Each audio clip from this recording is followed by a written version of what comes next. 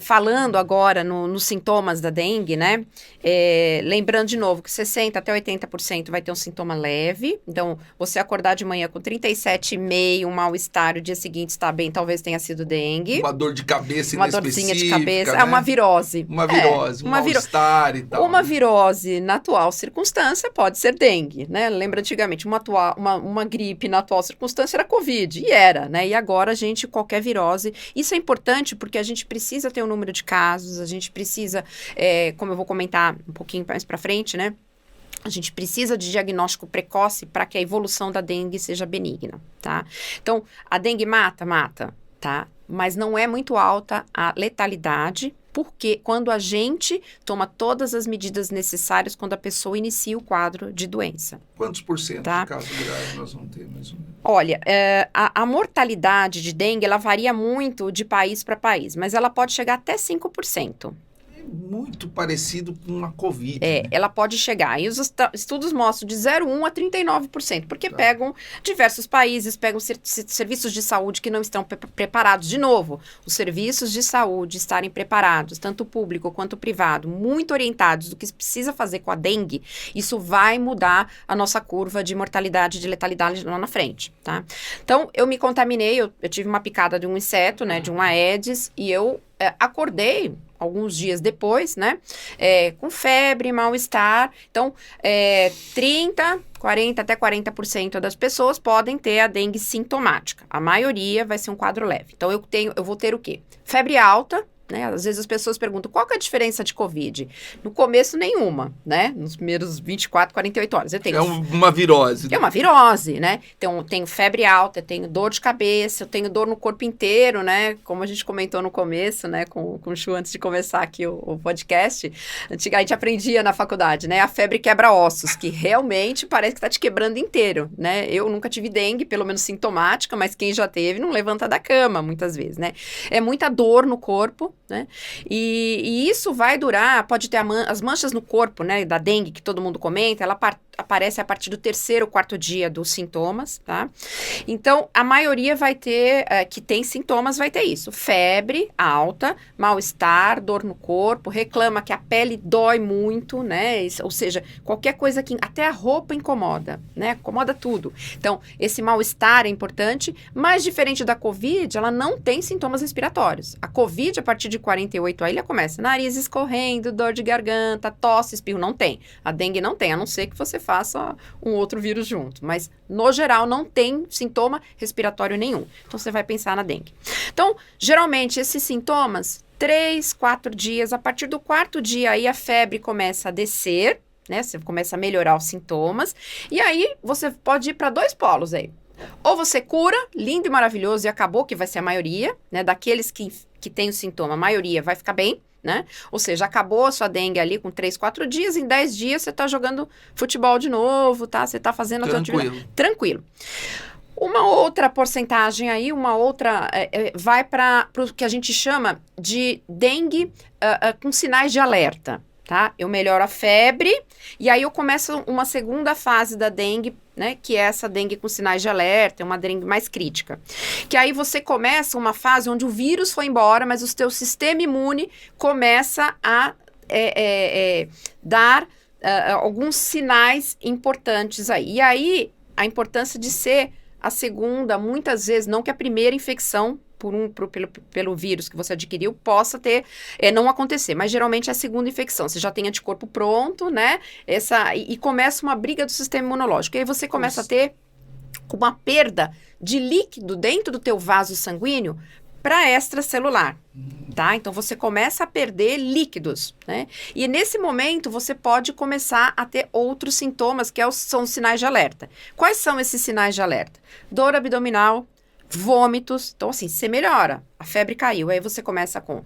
Minha barriga tá doendo. Começa a vomitar. Pode começar a ter quadros neurológicos de letargia, de confusão mental, de falta de ar, de coração acelerado, as pernas inchando, o corpo começa a inchar porque você começa a ter um edema. Tá? E é um trabalho exagerado do sistema imunológico. Exatamente. Um desequilíbrio. O vírus já Foi embora. Tanto que o exame laboratorial a partir dessa fase não é mais a pesquisa do vírus, já é a pesquisa de anticorpo da fase aguda, porque o vírus não está mais lá. O teu sistema imune, ele já foi embora, ele já fez o que precisava ter feito, né? O estrago está pronto, né?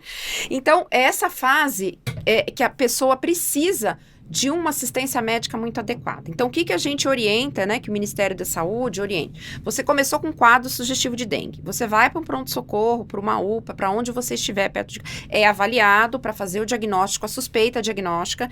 Nesta suspeita, se começa a hidratação por via oral, medicamentos sintomáticos, e se inicia, 48 horas depois, um retorno médico, né, para se avaliar se você está na fase de cura ou se você vai entrar nessa outra fase crítica com esses sinais e sintomas de alerta.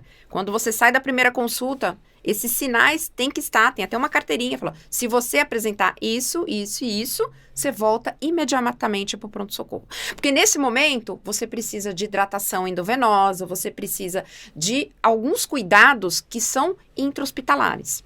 E é essa fase que vai fazer diferença na curva de mortalidade, tá? É esse momento, porque quando você chega numa fase muito adiantada, né, e nessa fase podem começar as hemorragias, seja ela de mucosa, tá? Por que acontece a hemorragia? A hemorragia, ela acontece primeiro pela perda intravascular que você tem. Segundo, você pode começar uma plaquetopenia também, a diminuição das plaquetas. Lá na frente, você vai ter outros comemorativos, né?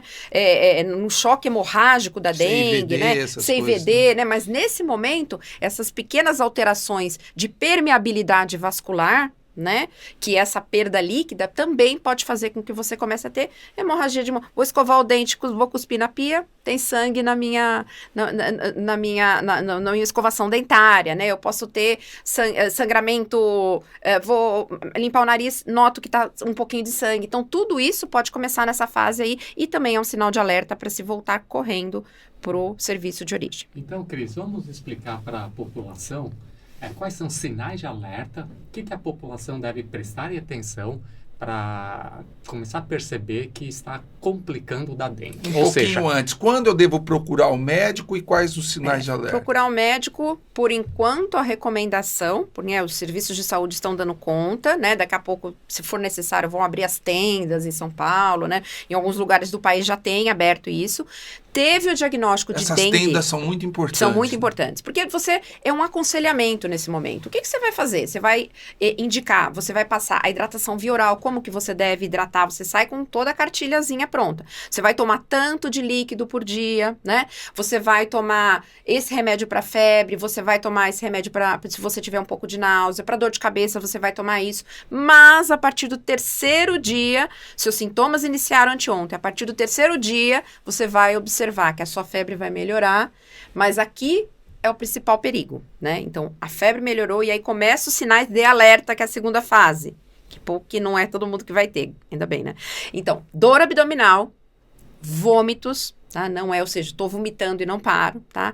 Qualquer quadro que você note do seu pai, da sua mãe tá mais confuso, tá mais letárgico, mas não quer mais levantar da cama. Às vezes os sintomas são inespecíficos, totalmente, tanto em crianças quanto em idosos. Exatamente. Né? Eles não conseguem ter um sintoma